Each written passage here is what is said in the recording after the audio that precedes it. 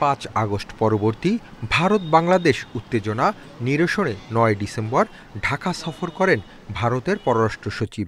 এর মধ্য দিয়ে দুই দেশের সম্পর্কের মেঘ সরে যাবে বলে জানানো হয়েছিল বাংলাদেশ সরকারের পক্ষ থেকে। বৃহস্পতিবার সচিবালয়ে এক প্রশ্নের জবাবে স্থানীয় সরকার উপদেষ্টা জানান, বিদ্বেষমূলক বক্তব্য প্রচারে শেখ হাসিনাকে বাধা দেবে ভারত সরকার। এছাড়াও বন্দি বিনিময় চুক্তির আওতায় শেখ হাসিনাকে ফেরত দেবে বলে আশা তার। আমরা আশা করি যে ধরনের কোনো বিদ্বেষমূলক বক্তব্য প্রচারে ভারত তাকে বাধা দেবে এবং যথাসময়ে বাংলাদেশের সাথে ভারতের যে বন্দি বিনিময় ট্রিটি আছে সেই ট্রিটি অনুযায়ী তাকে বাংলাদেশে ফেরত দেওয়া হবে। বন ও পরিবেশ উপদেষ্টা জানান, ভারতের পররাষ্ট্র সচিবের সফরের মধ্য দিয়ে ঢাকা দিল্লি সম্পর্কের নতুন যাত্রার প্রক্রিয়া শুরু হয়েছে।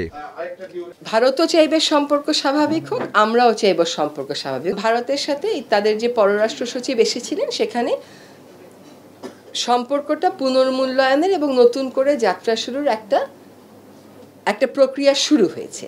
বায়ু দূষণ নিয়ন্ত্রণে টাস্কফোর্স গঠন করা হবে, যারা বর্ষা মৌসুম পর্যন্ত কাজ করবে বলে জানান পরিবেশ উপদেষ্টা। Hasib Mahmud Shah, independent News, Dhaka. ছাত্র জনতার আন্দোলন চলাকালীন 20 জুলাই যাত্রাবাড়িতে পুলিশের গুলিতে নিহত শিক্ষার্থী ইমাম হোসেন তাইমকে হত্যার মামলায় বৃহস্পতিবার ট্রাইব্যুনালে হাজির করা হয় আসামি যাত্রাবাড়ি থানার সাবেক ওসি আবুল হাসানকে। শুনানি শেষে তাকে 15 আগস্ট জিজ্ঞাসাবাদের জন্য আদেশ দেন আদালত। অন্য আরেক মামলায় সাবেক প্রতিমন্ত্রী জুনায়েদ আহমেদ পলককে 18 ডিসেম্বর জিজ্ঞাসাবাদের জন্য আদেশ দেয়া হয়।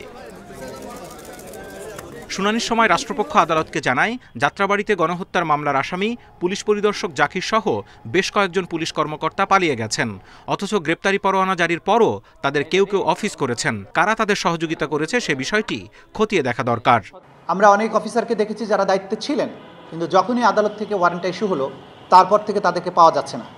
গণমাধ্যমে তথ্যটা সম্প্রচারিত হওয়ার পরে আইন শৃঙ্খলা রক্ষাকারী বাহিনী এবং যাদের এই গ্রেপ্তারি পরোয়ানা কার্যকর করার দায়িত্ব তাদের উচিত ইমিডিয়েটলি অ্যাকশনে যাওয়া। সেটা যেহেতু বারবার এটা দেখছি যে ব্যাহত হচ্ছে, আসামিরা পালিয়ে যাচ্ছে, আমরা তো ডেফিনেটলি বলবো যে এটা এখানে আইন শৃঙ্খলা রক্ষাকারী বাহিনীর একটা ভূমিকা আছে। এদিকে যাত্রাবাড়ি এলাকায় পুলিশের গুলিতে হতাহতের সংখ্যা নিয়ে তদন্ত প্রতিবেদনে বিভ্রান্তিকর তথ্য থাকায় ক্ষোভ জানান আদালত, জেরা করেন তদন্ত কর্মকর্তাকে। সংস্থায় যারা আছেন তদন্তকারী কর্মকর্তা তাদের ব্যাপারে আদালত আজকে খানিকটা ক্ষোভ প্রকাশ করেছেন। তাদের তদন্ত কার্যে যেভাবে তদন্তটা আগানো প্রয়োজন, যে কোনো অনভিজ্ঞতার কারণে হোক বা যাদের অযোগ্যতার কারণে হোক, সেই ব্যাপারে খানিকটা সমস্যা দেখা দিচ্ছে বলে এখন পর্যন্ত আমরা বুঝতে পারছি। মানবতা বিরোধী অপরাধের অভিযোগের তদন্তে কোনো গাফিলতি যাতে না হয় সে ব্যাপারে তদন্ত সংস্থাকে নির্দেশ দেন আদালত। Zahidul Bashar, Independent News, Dhaka. যুক্তরাজ্যে 12 দিনের সফর শেষে বৃহস্পতিবার দেশে ফিরলেন বিএনপি মহাসচিব মির্জা ফখরুল ইসলাম আলমগীর। লন্ডনে ব্যস্ত সময় কাটে মির্জা ফখরুল ইসলাম আলমগীরের। মতবিনিময় করেন লন্ডন বিএনপির নেতাকর্মীদের সঙ্গে, দেখা করেন বিএনপির ভারপ্রাপ্ত চেয়ারম্যান তারেক রহমানের সঙ্গেও। সাংবাদিকরা জানতে চান দলের মহাসচিব ও ভারপ্রাপ্ত চেয়ারম্যানের সাক্ষাতে কি আলোচনা হলো। এ প্রসঙ্গে তিনি বলেন, ভারপ্রাপ্ত চেয়ারম্যানের সাথে যে আপনারা সবাই ধৈর্য ধরবেন, একটা বিশাল বিজয় সূচিত হয়েছে জনগণের। এই বিজয়কে ফলপ্রসূ করতে হলে অবশ্যই সবাইকে ধৈর্য ধরে কাজ করতে হবে এবং গণতন্ত্রকে পরিষ্কার করতে হবে এবং গণতন্ত্রের যেটা প্রথম পদক্ষেপ ফটক, সেই ফটকে নির্বাচনের জন্য সবাইকে প্রস্তুতি নিতে হবে। দেশে যে সংকট তৈরি হয়েছে তা নির্বাচিত সরকার ছাড়া মোকাবেলা করা চ্যালেঞ্জিং হবে বলেও মনে করেন তিনি। উন্নত সংস্কারগুলো করে নির্বাচন দেওয়ার জন্য, এই জন্যে যে বাংলাদেশে যে সমস্যাগুলো তৈরি হচ্ছে এই সমস্যাগুলো নির্বাচিত সরকার ছাড়া সমাধান করা বেশ চ্যালেঞ্জিং। মামলার কার্যক্রম শেষ হলেই বিএনপির ভারপ্রাপ্ত চেয়ারম্যান তারেক রহমান দেশে ফিরবে বলেও জানান দলটির মহাসচিব। মামলা মোকদ্দমাগুলো শেষ হয়ে যাবে। Buddhadeb Kundu, independent News, Dhaka. গুম খুন সহ নানা অভিযোগে মঙ্গলবার র‍্যাব বিলুপ্তির সুপারিশ করে বিএনপির পুলিশ সংস্কার কমিটি। এই কমিটি র্যাবকে বিলুপ্ত করার জন্য সুপারিশ করেছে। সংবাদ সম্মেলনে এসে এ প্রশ্নে র্যাব মহাপরিচালক বললেন, সেই সিদ্ধান্ত নিতে হবে সরকারকেই। এই ব্যাপারে সরকার যে সিদ্ধান্ত গ্রহণ করবে সেটাই শিরোধার্য। এই সময় প্রথমবারের মতো র্যাবের বিরুদ্ধে ওঠা গুম খুনের দায় স্বীকার করেন AKM শহীদুর রহমান। ভুক্তভোগীদের কাছে ক্ষমা চেয়ে বলেন, বিচারের মাধ্যমে এ থেকে র্যাবের দায়মুক্তি সম্ভব। যারা র্যাব কর্তৃক হত্যাকাণ্ডের শিকার হয়েছেন তাদের পরিবারের কাছে আমরা দুঃখ প্রকাশ করি এবং ক্ষমা প্রার্থনা করি। অন্তর্বর্তীকালীন সরকার গুম খুন কমিশন করেছেন, আন্তর্জাতিক অপরাধ ট্রাইব্যুনাল এই ধরনের অপরাধ কগনিজেন্সে নিয়ে বিচার কার্য পরিচালনা করছেন।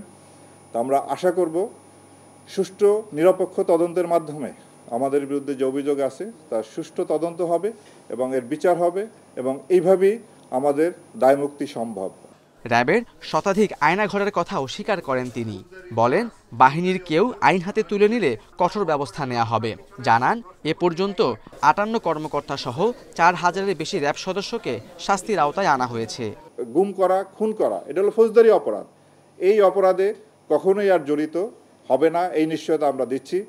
তারপরও যদি কোনো সদস্য নিজ দায়িত্বে কোনো অপরাধমূলক কার্যকলাপে জড়িত হয় তাদের বিরুদ্ধে আমরা কঠোর আইনগত ব্যবস্থা নিব।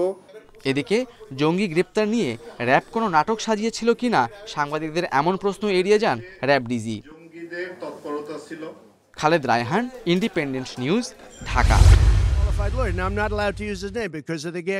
রিপাবলিকান পার্টির ডোনাল্ড ট্রাম্প দ্বিতীয়বারের মতো আমেরিকার 47তম প্রেসিডেন্ট হিসেবে নির্বাচিত হয়েছেন। আগামী 20 জানুয়ারি আনুষ্ঠানিকভাবে শপথ গ্রহণ অনুষ্ঠানে যোগ দিতে চীনের প্রেসিডেন্ট শি জিনপিংকে আমন্ত্রণ জানিয়েছেন নবনির্বাচিত ট্রাম্প। মার্কিন সংবাদ মাধ্যম CBS নিউজ এ তথ্য জানিয়েছে।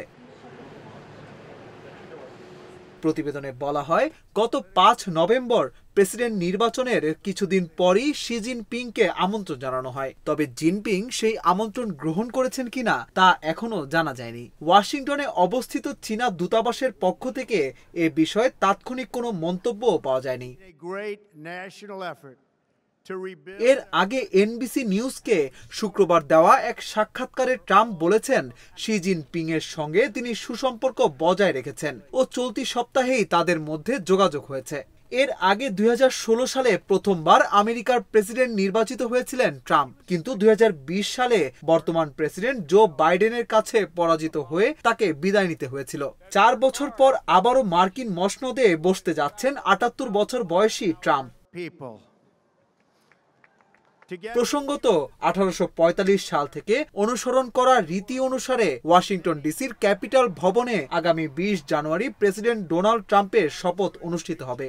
ওই সময় থেকেই নভেম্বরের প্রথম মঙ্গলবার প্রেসিডেন্ট নির্বাচন এবং 20 জানুয়ারি প্রেসিডেন্টের শপথ গ্রহণ অনুষ্ঠিত হয়ে আসছে।